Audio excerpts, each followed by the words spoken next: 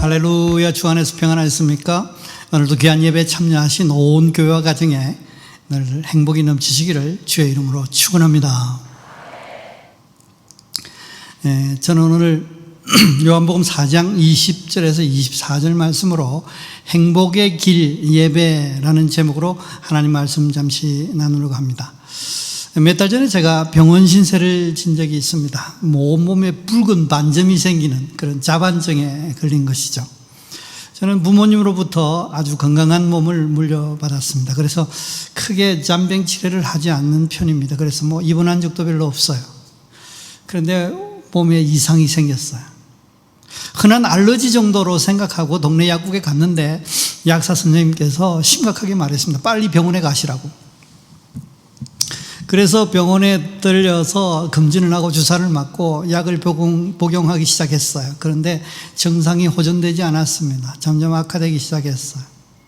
이 병에 대해서 의사 선생님과 상담 중에 알게 된 이 정보는 이 다양한 원인으로 온다는 것입니다. 특별한 경우가 아니고는 몇 주 내에 자연 치유가 되는 병이라는 거예요. 그런데 1, 2주 안에 호전되지 않고 심해지면 백혈병에 걸린 것일 수도 있다. 그렇게 말씀하셨어요. 아주 뒷부분이 심각하게 신경이 쓰였습니다. 육체적, 정신적 컨디션이 심각하게 떨어졌습니다. 영적 컨디션도 예외는 아니었습니다. 두려움도 걱정도 앞서고 이 만사가 귀찮고 기도하기도 힘들고 말씀 보기도 힘든 영적 침체까지도 오게 됐습니다. 결국 치료를 받아도 되지 않아서 호전되지 않아서 귀국하게 됐습니다. 종합병원에서 혈액 정밀 검사를 받았습니다. 그 사이에 급기야 그 종양내과 선생님까지 만나게 됐습니다. 만약에 이 선생님께서 그 문제가 있다고 하면 백혈병과 가깝다는 것이죠. 그런데 그 선생님은 검진을 하시더니 아직 자신에게 올 단계가 아니라고 말씀하셨어요. 가슴을 쓸어내렸습니다. 며칠 후에 이 혈액에 대한 정밀 검사 결과가 나왔어요. 그래서 영양소 중에 몇 개가 심각하게 부족하다라는 그런 진단이 나왔습니다. 그래서 주사와 약으로 보충을 하면서 치료를 병행해서 이제 차차 호전되기 시작하고 그래서 완쾌되었습니다. 당시를 생각하면 지금도 아찔한 생각이 듭니다. 혈액암이라고 할 수 있는 그 백혈병의 문턱에서 살아나온 것이죠. 그래서 균형 있는 영양 섭취가 얼마나 중요한가를 새삼 느낀 계기가 됐습니다. 그런데 여러분, 사람은 육체뿐만 아니라 영도 균형 있는 영양 섭취가 필요한 것입니다. 그러므로 영적 컨디션이 좋은 상태를 유지하는 것은 굉장히 중요한 것입니다. 설교를 준비하면서 오래전에 참 인상 깊게 읽었던 책이 문득 생각이 났습니다. 전 세계 수많은 목회자들의 멘토이자 베스트셀러 작가인, 실제로 이 책도 베스트셀러였습니다. 내면 세계의 질서와 영적 성장이라는 책이죠. 이 책에서 이 내면 세계의 질서가 유지될 필요가 있다고 주장을 합니다. 그 원제목이 Ordering Your Private World, 그러니까 당신의 개인적인 세계를 주문하라. 직역하면 그렇지만 당신의 개인적인 세계적 그 영적 내면 세계를 정돈하라. 그렇게 번역할 수 있겠습니다. 영적 영양소가 충족된 상태가 바로 이 내면 세계의 질서가 유지되고 있는 상태라고 할 수 있는 것이죠. 창세 때에 있었던 창세 때의 그 세상의 특징이었던 공허, 흑암, 혼돈 중에 그 혼돈의 이슈가 해결된 상태라고 그렇게 얘기할 수 있고요. 하나님이 인간을 창조하실 때에 인간에게 복 주시면서 축복하시고 명령하신 내용이 있지 않습니까? 생육하고 번성하여 땅에 충만하라, 정복하라, 다스리라고 하셨는데 그 중에 그 다스림, 관리가 되는 상태라고 얘기할 수 있는 것이죠. 우리에게 아주 친근한 표현으로 말하자면 바로 성령 충만이라고 그렇게 얘기할 수 있습니다. 우리 안에 하나님의 영이 충만한 상태죠. 성부, 성자, 성령의 영이 충만해서 성부, 성자의 은혜와 축복, 성부, 성자, 성령님의 은혜와 축복을 누리는 상태가 되는 것입니다. 이 성도는 이 성령이 충만한 상태를 유지하는 것이 필요합니다. 그러면 평안하고요, 이 안정감이 넘쳐요. 그래서 결정하고 실행하는 데 문제가 없고, 결정해도 열매가 나오고 그러는, 확신이 넘치고 소망이 넘치고 기쁨이 넘치고 걱정과 우울감은 사라지고 자신감도 넘치고 이렇게 참 좋아지게 됩니다. 그러면 실제로 삶의 그 현장에서도 이 역사가 나타나는데 복된 환경이 열리는 것입니다. 우리가 제어할 수 없는, 우리가 마음대로 할 수 없는 어떤 환경들도 아주 좋게, 우리를 향해서 좋게 복되게 형통하게 열리는 것입니다. 그리고 필요에 따라서 열매도 나오고 기쁨과 감사가 넘치면서 행복을 누리게 되는 것이죠. 시편 1편의 표현을 빌리면 시냇가에 심은 나무가 되는 것입니다. 시냇가에 심겨진 나무니까 얼마나 환경이 좋다 이 말이죠. 그리고 시절을 쫓아서 열매가 나온다는, 과실을 맺고 그렇지 않습니까? 그래서 적절한 시기에 열매가 팍팍 나와줘야 되는 것이죠. 그리고 그 잎사귀가 푸르는 상태, 다시 말하면 다음 시즌의 열매를 위해서 준비가 된 상태, 그래서 행복을 누릴 수 있다. 이것이 바로 예수 믿는 사람의 복된 사람의 모습, 천국을 만끽하는 삶이라고 얘기할 수 있는 것입니다. 그러므로 성도가 성령이 충만해서 영적 컨디션이 좋은 상태를 유지하는 것은 아주 중요하고 꼭 필요한 것입니다. 그래서 우리를 사랑하시는 하나님께서는 이 일을 위하여, 이것이 되게 하기 위해서 귀한 툴을 선물로 주셨는데 그것이 바로 예배라는 것입니다. 그래서 성도는 정기적인 예배를 통해서 영적 컨디션을 최상으로 유지할 수 있는 것이죠. 예배를 통해서 영의 필수 영양소를 공급받을 수 있기 때문에 그렇습니다. 저 말입니다만 예배가 영적 종합 비타민이라고 할 수도 있는 것이죠. 시간이 흐름에 따라서 자연적으로 약해지고 소멸되어지는 그 영적인 충만의 상태, 아까 말한 정돈된 상태, 질서가 유지되는 그 상태가 흐트러지고 깨어지는데 그것을 예배로 통해서 회복시키게 되는 것입니다. 그래서 오늘 본문에 실제로 행복을 누리는 길이 뭐냐? 예배라는 것입니다. 성경은 인생이 어떻게 목마름과 수고의 문제를 해결하고 행복을 누릴 것인가, 그 진정한 행복의 길이 무엇인가, 그 길을 지금 우리가 다루고 있는 요한복음 4장에서는 이 수가성 여인과의 예수님과의 대화를 통해서 세 가지를 제시합니다. 선지자, 예배, 메시아라는 것이죠. 선지자라는 길은 무엇입니까? 이미 설교했어요. 하나님의 말씀을 듣고 그 말씀을 우리의 입술로 고백하고 선포하면 그 고백과 선포로 통해서 환경이 조성되고, 그러니까 행복을 누릴 수 있는데, 그래서 하나님의 말씀을 듣는 것이 중요하고 그 말씀을 따라서 자신이 선포하고 자신이 자신에 대하여 선지자가 되는 것에 대해서 말씀을 나눈 적이 있습니다. 오늘은 그 두 번째로 진정한 행복의 길은 예배예요, 그렇게 말씀하십니다. 그래서 하나님께서 오늘 본문으로 인생아 진정으로 행복을 원하느냐, 그 길이 예배다, 예배가 그 길이다, 예배를 통해서 행복을 누릴 수 있으니 예배해라, 그렇게 말씀하시는 것입니다. 그러면 우선 예배란 무엇이라고 정의할 수 있을까요? 예배는 하나님을 경배하고 높이는 행위이지 않습니까? 이 찬양과 기도와 말씀으로 통해서 하나님을 높이고 하나님과 교제하는 행위라고 할 수 있는 것입니다. 예배는 하나님과 사람이 만나는 통로입니다. 모든 인생은 예배하며 삽니다. 왜냐하면 사람은 영적인 존재로서 신을 만나야 하기 때문에 그렇습니다. 짐승은 영이 없기 때문에 신을 만날 필요가 없고 이 예배를 이해하지 못합니다. 배울 수도 없고요. 짐승이 못하는 것 중에 또 있습니다만, 말을 못하는 거죠. 말을 못하기 때문에 선포를 못하는 거예요. 이 말을 하면서 선포를 하면 상황이 창조되기 때문에 문제가 있어요. 그래서 짐승은 아무리 지능이 좋아도 말은 못합니다. 대신 사람은 아무리 IQ가 낮아도 말은 다 한다는 것이죠. 그러므로 모든 인생은 나름대로의 신을 찾아서 예배하며 살고 있는 것입니다. 심각한 것은 이게 부지 중에 우상숭배가 일어날 수 있다는 것입니다. 우리는 하나님 앞에 나아가 말씀과 기도와 찬양으로 하나님을 만나고 영적 영양소를 공급받습니다. 그러므로 믿음을 유지하고 새 힘을 얻고 행복을 누리는 것입니다. 그러므로 우리에게 예배는 유익하고 중요하고, 그래서 하나님께서 예배를 원하시고 우린 예배를 통해서 은혜와 축복을 누리게 되는 것입니다. 사랑하신 하나님께서는 예수 십자가의 은혜를 통해서 우리가 언제 어디서나 예배하여서 그 예배의 은혜와 축복을 누릴 수 있게 하셨습니다. 그러기 위해서 예배에 대하여 규제를 부르셨어. 장소의 규제를 푸신 거야. 또 특별한 혜택을 주셨습니다. 우리 예수 믿는 사람으로서, 하나님 자녀된 사람으로서 예배에 특별한 혜택을 주셨어요. 그리고 비밀을 오픈하셨어요. 그래서 예배로 통한 놀라운 은혜와 축복을 경험하게 하신 것입니다.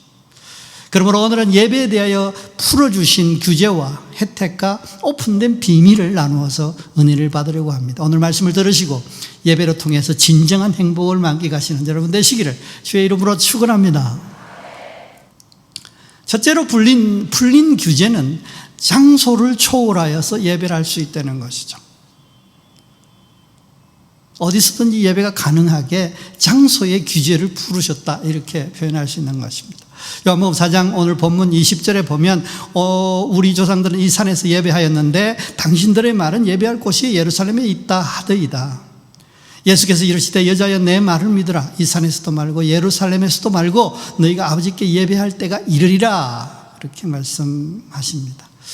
본문은 수가성 여인이 예수님과 그 갈증과 생수 마심에 대해서 얘기를 하다가 느닷없이 이 수가성 여인이 예배 얘기를 꺼내지 않습니까? 이유가 뭘까요? 이 목마름과 수고의 문제를 해결하고 행복을 누리는 길이 바로 예배이기 때문에 그렇습니다. 이 여인도 한 사람으로서 예배의 중요성을 잘 알고 있었어요. 예배하고 싶은 거죠. 그래서 예배의 은혜와 축복을 누리고 싶은 거예요. 그런데 이 실행에 대해서 걸림돌이 있었어요.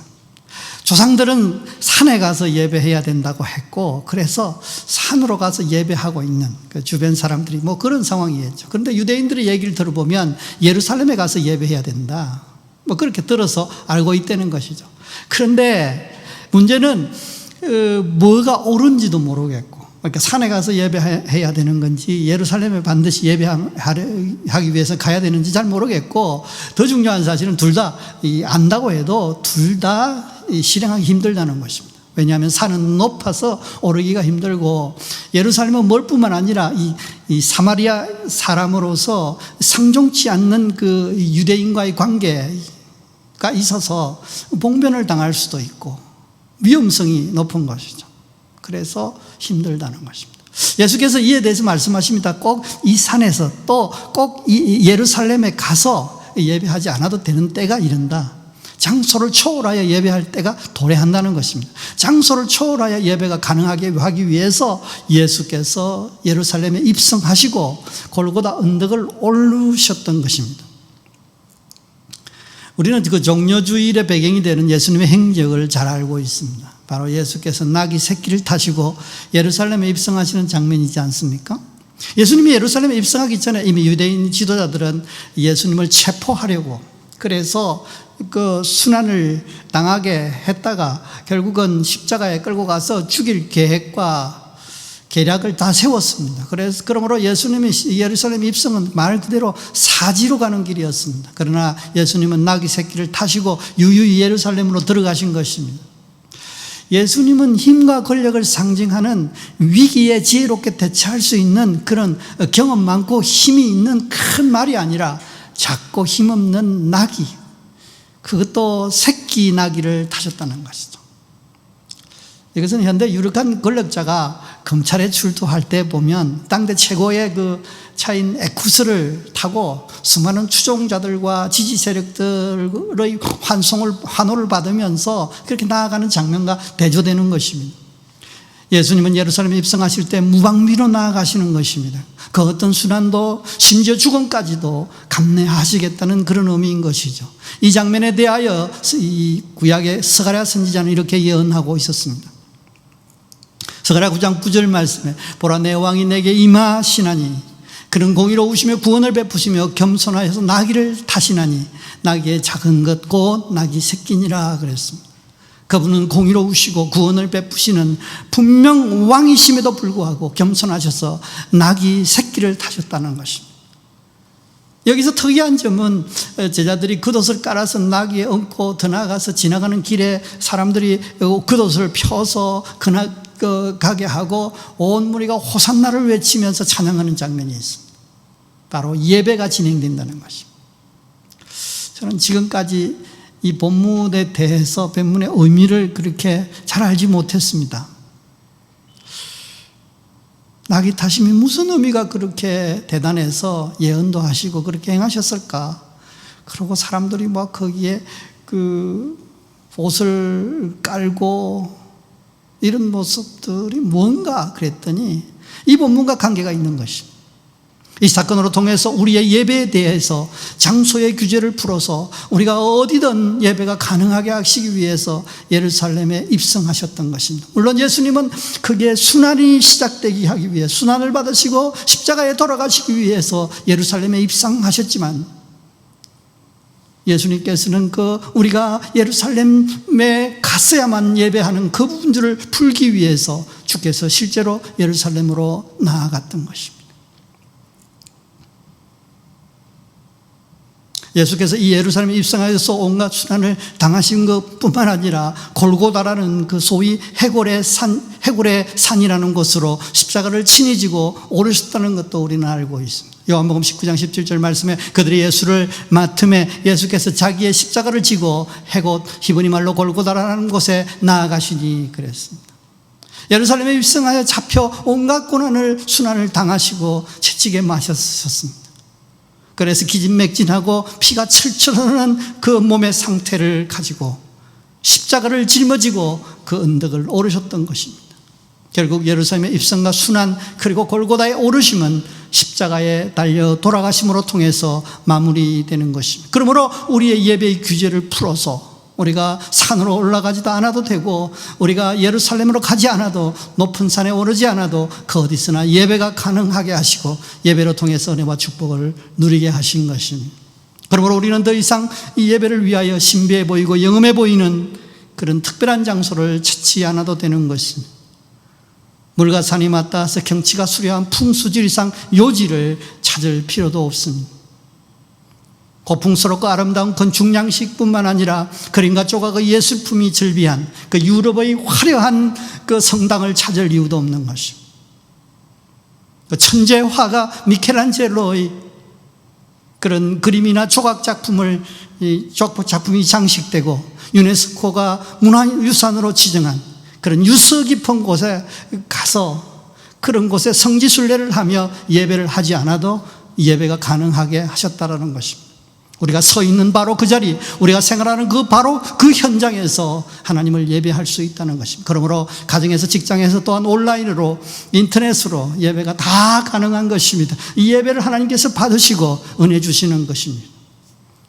바울 사도는 옥중에서 예배했어요.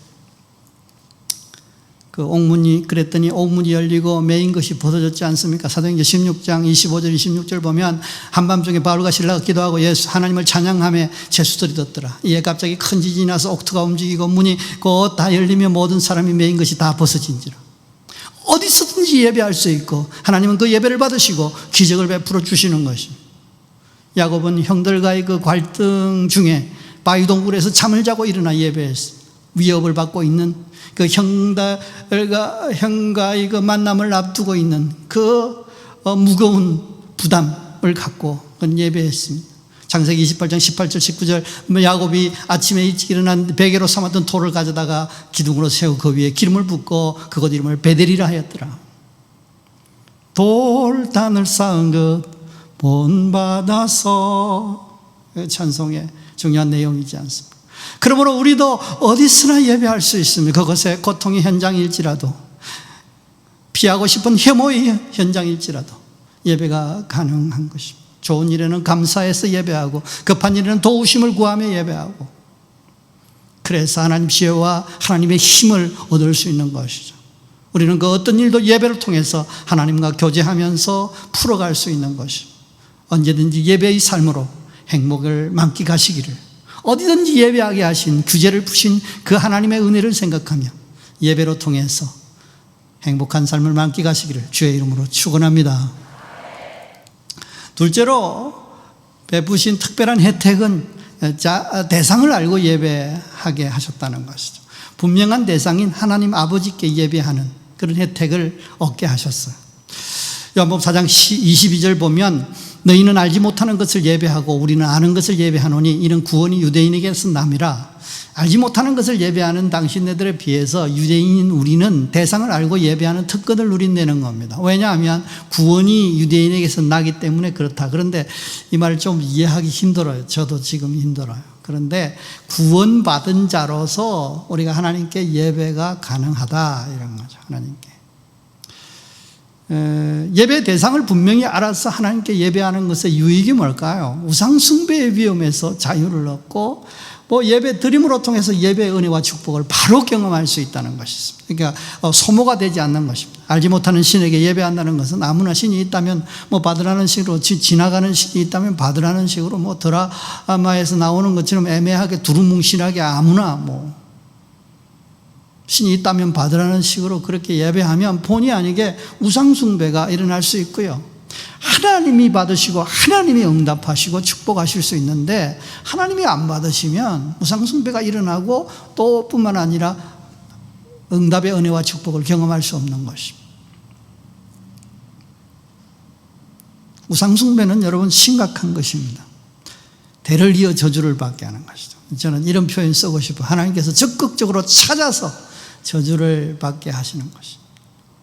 신명기 5장 9절 말씀, 그들에게 절하지 말며 그들을 섬기지 마라. 내 하나님 여호와는 질투하는 하나님인즉 나를 미워하는 자의 죄를 갚되 아버지로부터 아들에게로 3, 4대까지 이르게 하거니와. 그래서 무서운 거예요.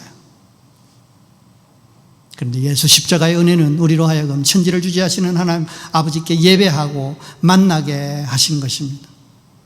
하나님 아버지의 말씀을 듣고 하나님 아버지를 찬양하며 하나님 아버지 앞에 기도함으로 통해서 교제하고 하나님을 만나고 그러므로 은혜를 입는 것입니다. 근래 트로트 열풍 소식에 저도 방송을 찾아보았습니다. 그런데 이찬원이라는 그 신인 가수가 노래를 참 구수하게 잘해서 팬이 됐어요. 이게 노래하는 것 중에 울지마 그렇게 노래하는데 너무 잘해요. 시원해요. 아주 감동스러웠어요. 우리 주께서 함께 하시기 때문에 구원하시기 때문에 축복을 주실 것이기 때문에 울 필요가 없는 거예요. 그런 생각을 하면서 감동을 받았어요. 그런데 그 가수가 부른 그 노래 중에 진또배기라는 노래가 있어요. 가사를 찾아보니까 참 무서운 생각이 들었습니다. 이 우상숭배의 내용이 있는 것이죠. 어촌마을 어귀에 서서 마을의 평안함을 기원하는 진또배기, 물불바람을 막아주고 바다의 심수를 막아주고 말없이 마을을 지켜온 진또배기라는 이 진또배기가 하나님의 자리에 들어있는 것을 우리가 알 수 있습니다. 이런 노래를 부를 때 본의 아니게 우상을 찬양하게 되는 것입니다. 이런 노래를 들으면서 흥얼거릴 때 본의 아니게 우상 숭배를 할 수 있는 것이죠. 그러므로 유행가도 듣고 부를 때 조심할 필요가 있는 것입니다.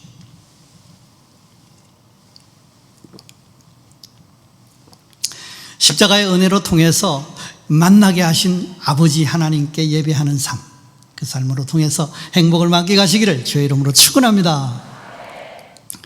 세 번째, 마지막으로 예배에 대해서 열린 비밀이 있어요. 그것은 신령과 진정으로 예배하는 것입니다. 왜냐하면 영이시고 찾으시니까 말입니다. 요한복음 4장 23절 말씀에 하나님께 참되게 예배하는 자들은 영과 진리로 예배할 때가 오나니 곧 이때라. 아버지께서는 자기에게 이렇게 예배하는 자들을 찾으시느니라. 하나님은 영이시니 예배하는 자가 신령과 진정으로 예배할지니. 아주 중요한 말씀이지 않습니까? 정리하자면 참 예배는 영과 진리로 예배하는 것인데 그런 예배를 드릴 때가 도래했다. 그래서 그런 예배가 가능하다 이 말이죠. 신령과 진정으로 예배해야 된다. 그 이유가 뭐냐? 그런 예배자를 찾으시기 때문에 그렇고, 하나님이 영이시기 때문에 그렇게 예배를 드려야 된다. 그런데 찾으시는 이유가 뭡니까? 만나기 위함에. 아니에요. 찾으시는 이유는 만나기 위함이에요. 왜 만나기 위해? 만나서 뭐 하시려고요? 은혜 주시기 위해, 축복 주시기 위함입니다. 그래서 예배의 목적이 성취되는 거예요. 하나님이 영이시기 때문에 우리가 신령하게 예배를 드려야 된다는 것입니다. 요새 우리가 사용하는 그 성경 번역이 영과 진리로 예배한다 그렇게 되어 있는데요. 저 이전 번역의 그 신령과 진정으로라는 번역이 훨씬 좋아 보입니다. 십자가의 은혜는 우리가 그 신령과 진정으로 예배하게 하시고 영이신 하나님과 만남으로 통해서 은혜와 축복을 누리게 하셨습니다. 이 은혜를 잊기 전에는 하나님을 만날 수 없는 것이 사실이지 않습니까? 아니, 만나면 안 돼요. 피해서 도망가야 되는 것입니다. 공의의 하나님, 심판의 하나님이기 때문에 그렇습니다. 그래서 만날까 노심초사 두려워하고 숨어다니고 도망다니고 그렇게 하다가 결국은 잡혀서 저주를 받아야 하는 것이 우리의 인생인데, 그런데 달라진 것입니다. 죄 사함의 은혜를 십자가로 통해서 받아버렸습니다. 하나님의 자녀가 되어버렸습니다.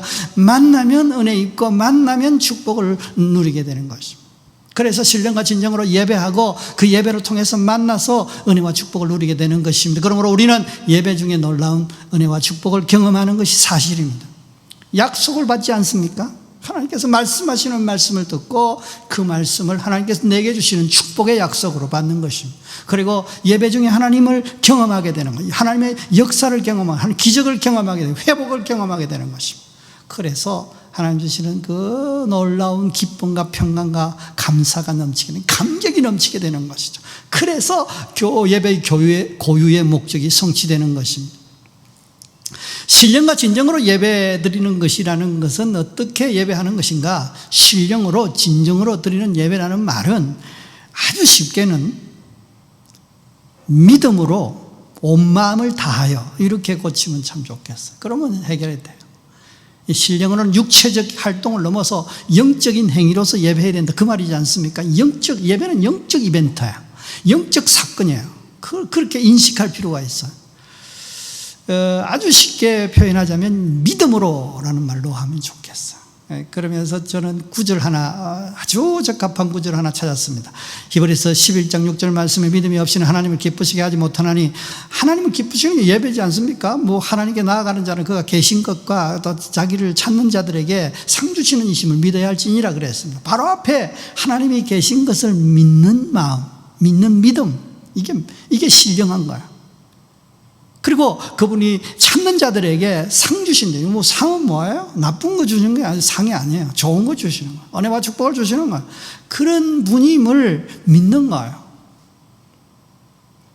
아주 간단하고 믿음으로 나아가는, 예배는 믿음으로 드리는 거예요. 그 다음 진정으로는 뭡니까? 진정으로는 진정으로 해요. 온 마음을 다하여 집중하고 최선을 다하고 몰입할 수 있으면 좋겠어요. 우리는 예배를 통해서 육체적인 수고를 감내합니다. 차를 타고 가지 않습니까? 모이지 않습니까? 그래서 움직여서 예배 자리로 나오는 것입니다. 이것은 어떤 특별한 문제가 없어요. 예외가 없어요.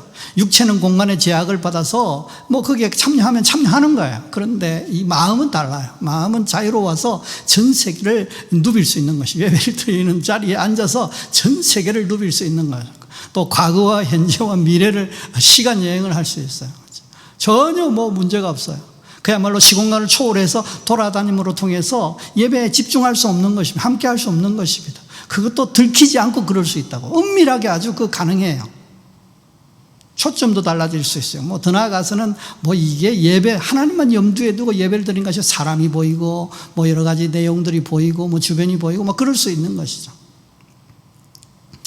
그런데 주님만 집중하는 것이 중요해요.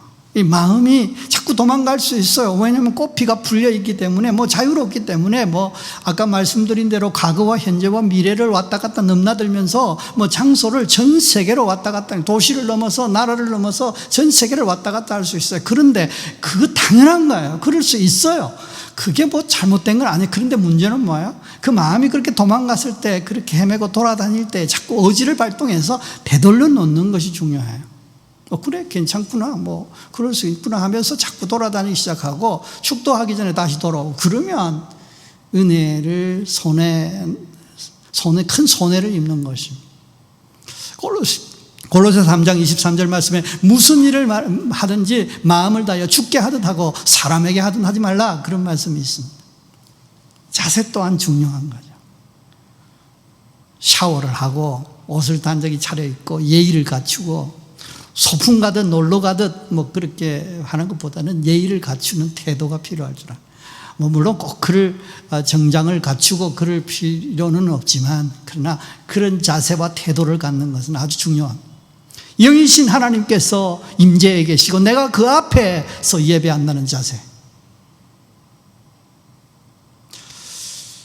그런 것이 필요합니다. 신령과 진정으로 예배하는 가장 간단하고 쉬운 방법이 하나 있어요. 그것은 바로 사랑으로 예배하는 것입니다. 하나님을 사랑하여 예배하면 아주 자연스럽게 신령과 진정으로 예배가 가능합니다. 사랑하는 방법은 뭡니까? 하나님의 사랑을 경험하고 하나님을 사랑하는 마음을 품는 방법은 뭡니까? 하나님의 은혜와 사랑을 상기하는 것입니다. 무엇보다 십자가의 은혜를 기억하는 것입니다. 나의 구원을 위하여 십자가의 은혜의 주심을 묵상하는 것입니다. 지금 베풀어진 축복들을 하나하나서 생각하면서 음미하는 것이죠. 구원하심, 인도하심, 동행하심, 지혜 주심, 건강케 하심, 가족 주심, 축복하심, 행복하게 하심, 영원히 천국 주실 것인 주신 것, 이런 거 다 생각하면서 아주 깊은 사랑에 빠질 수가 있는 것입니다.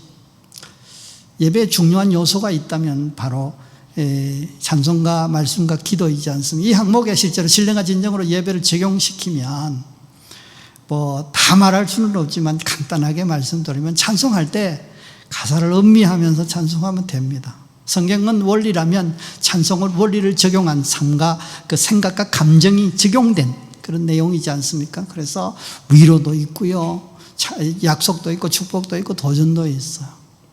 저는 찬송가에 이렇게 성경 찬송을 착 펴면 잘 펴지는 찬송이 있어요. 지금까지 지내온 것 주의 크신 은혜라. 눈물이 핑 없는 주의 사랑 어찌 이루 말을. 나 부족함에도 불구하고 지금까지 지켜주신 하나님, 자나 깨나 주의 손이 항상 살펴주시고 모든 일을 주 안에서 형통하게. 지금 부족하고 낙심되고 좌절할 수 있는 그런 환경이 일시적으로 이루어질지라도 하나님께서는 그럼에도 불구하고 버리지 아니하시고 붙들어 주시고 품어 주시고 또 앞으로 주 안에서 모든 일 형통하게 하실 것이죠. 아주 모든 말씀인데요, 모든 말씀을 들을 때 집중해서 들으면서 나에게 하나님이 이렇게 직접 말씀하시는 말씀으로 듣는 것입니다. 예수 안에 있는 우리의 특별한 특권은 이 성경 속에 있는 모든 약속을 나를 위한 약속으로 받을 수 있어요. 그래서 기도 제목을 삼고 기도 중에 선포하고, 그래서 생각하여 바라보면 그때 그 말씀의 역사가 나타나게 되는 것입니다. 어느 날 교회를 위해서 기도하는데 사례 할머니가 잉태하는 이야기, 그리고 그 자녀로 통한 무수하고 허다한 생육의 말씀을 주셨어요. 히브리서 11장 11절 말씀에 믿음으로 사라 자신도 나이 많아 단순하였으나 잉태할 수 있는 힘을 얻었으니 이는 약속하신 이를 미쁘신 줄 알았습니다. 그러므로 죽은 자와 같은 한 사람으로 말미암아 하늘의 허다한 별과 또 해변의 무수한 모래와 같이 많은 후손이 생육하였느니라. 사례 할머니가 잉태했다. 제가 교회를 목회하는 것보다 더 힘든 것은 사례 할머니가 잉태하는 것입니다. 그런데 그 아이가 나서는 노산이기 때문에 나타가 할머니가 돌아가셨다, 또 기행아가 태어났다, 그렇게 안 하시고 그 아이로 통해서 그 한 사람으로 말미암아 허다한 별과 무수한 모래와 같이 후손이 생육했다. 그러니까 허다하고 무수하게 하는 축복하실 것이다. 이게 제게 주신 말씀. 붙들고 살아요. 어려운 상황이 계속될 수 있어도 그러나 하나님께서 반드시 약속하신 언약을 붙들고 믿음으로 살면 하나님께서 이루실 줄로 믿는 것입니다. 그리고 기도인데요, 기도는 하는 게 중요해요. 환경 열어주시기를 열매가 나타나기를 기쁨과 감사로 영광을 돌리는 그 기도, 삼중 기도가 필요해요. 요한복음 15장 7절 말씀에 이런 말씀 있지 않습니까? 너희가 내 안에 거하고 내 말이 너희 안에 거하면 무엇인지 원하는 대로 구하라. 그러면 그를 이루리라. 그러지 않습니까? 일단 기도를 할 필요가 있어요. 무엇인지 원하는 대로 구하라잖아요. 그러니까 일단 기도하는 게 중요해요. 주 안에 있는 우리에게 성령께서 이렇게 저렇게 교통정리를 하십니다. 뭐 구하지 못할 것은 못하게 하시고, 또 그 응답 받으면 안 되는 건 응답 안 하시기도 하고, 다 알아서 하십니다. 너희가 내 안에 거하고 내 말이 너희 안에 거하면, 이거 아주 중요한 조건인데요. 뭐 길게 설명할 거 없고, 뭐 이 말씀, 우리가 믿음을 가지고 하나님 자녀된 사람이 말씀을 붙잡고 기도하면 되는 거예요. 하나님 말씀을 읽거나 듣거나 생각나거나 다 좋다. 이거 붙잡고 기도하면 그대로 역사가 나타나는 것입니다. 저는 매일 숙제이기도 하고 습관이기도 하고 일과이기도 한 일이 있습니다. 매일 일과를 시작하기 전에 1시간 이상씩 집중해서 기도하는 것입니다.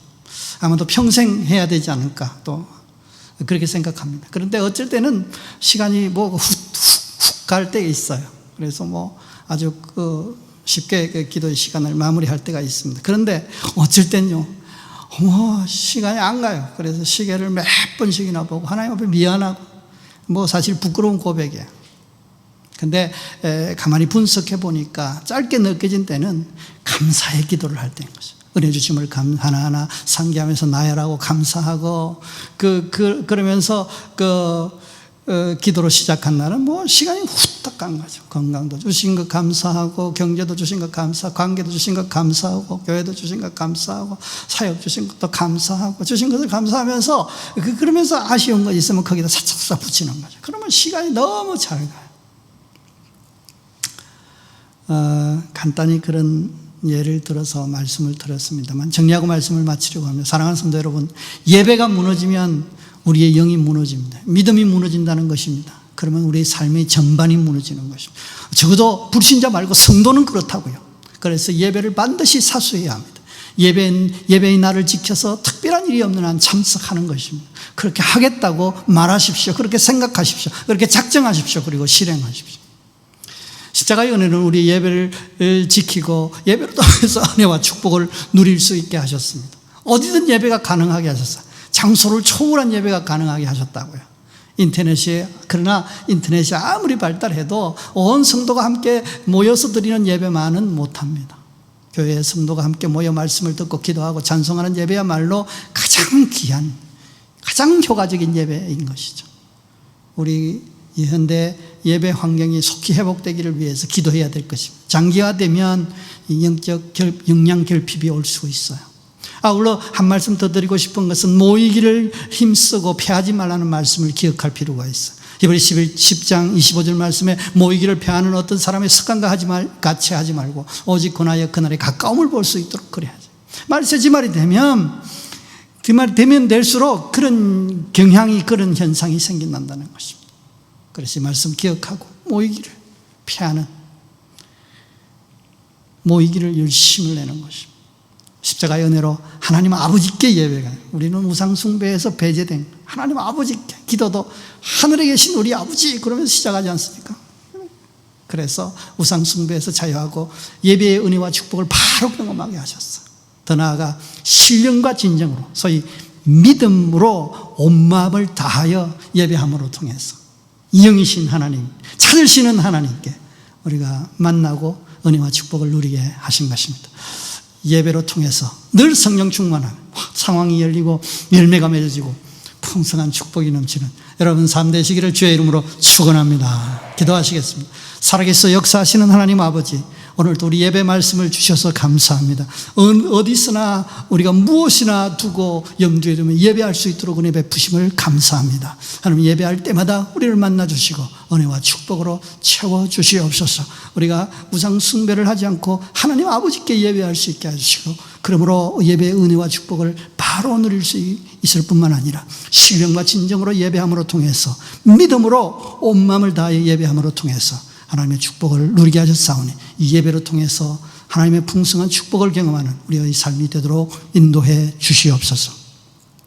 이제는 주 예수 그리스도의 은혜와 하나님 크신 사랑과 성령의 역사하심이 오늘 또 예배의 말씀을 듣고 평생 하나님께 어디서나 예배할 수 있고 대상을 하나님 아버지로 두고 예배할 수 있고, 더 나아가서 신령과 진정으로 믿음으로 온 마음을 다하여 예배함으로 통해서 그 예배의 은혜와 축복을 누릴 수 있다고, 십자가의 은혜로 베풀어졌다고 하는 말씀을 듣고 평생 예배하는 삶으로, 예배로 통해서 은혜와 축복을 누리기를 원하는 마음을 갖는 온 우리 식구들, 머리머리 위에, 가정 위에, 직장 위에, 사업 위에 이제부터 영원토록 함께 있을지어다. 아멘.